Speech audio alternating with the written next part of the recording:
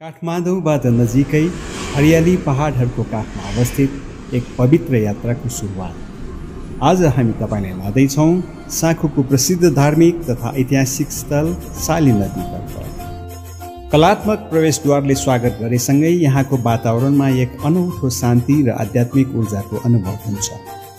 यी पुराना रुखहरूले यस स्थानको प्राचीनताको कथा भनिरहेका छन्।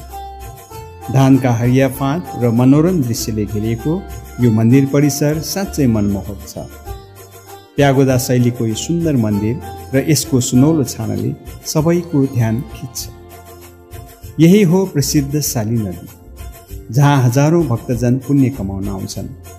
नदी किनारका यी घाटहरू नै माधव नारायण व्रतको मुख्य केन्द्र हुन्।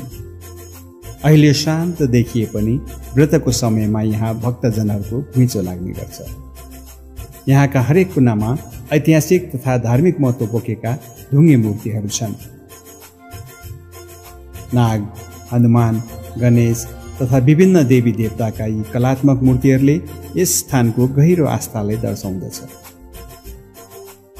साली नदी केवल एक धार्मिक स्थल मात्र होइन, यो आस्था, संस्कृति र प्रकृतिको सुन्दर सङ्गम हो। हरेक वर्ष पौष शुक्ल पूर्णिमादेखि माघ शुक्ल पूर्णिमासम्म लाग्ने श्री माधव नारायण स्वस्थानी व्रतले यसको महिमा बढाउँछ।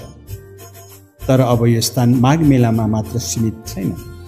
हालसालै यहाँ निर्माण भएको सुन्दर पार्कले यसको आकर्षणमा अझै निखार ल्याएको छ। त्यसैले अब तपाईँ कुनै पनि बेला यहाँ आएर प्रकृतिसँग रमाउन, मनलाई आनन्दित पार्न र तनावमुक्त हुन सक्नुहुन्छ। साँखु साली नदी तपाईलाई सधैँ स्वागत गर्दछ।